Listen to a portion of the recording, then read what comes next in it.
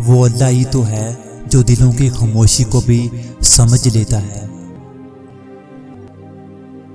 इंसान सबसे ज़्यादा सस्ता मोहब्बत के नाम पे बिकता है और सबसे महंगी इंसान को मोहब्बत ही पड़ती है।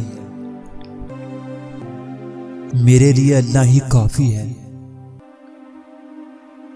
कुरान की पहली सूरत ही हमें अल्हम्दुलिल्लाह का सबक देती है। रहमत से जन्नत बन जाने वाली हस्ती को औरत कहते हैं। मैं तेरा हाथ बटाऊंगा घर के कामों में, तुम मेरी माँ को मोहब्बत से बुलाया करना। अल्लाह की मोहब्बत की एक मिसाल दूं, तुम्हारे सारे गुनाहों पे पर्दा।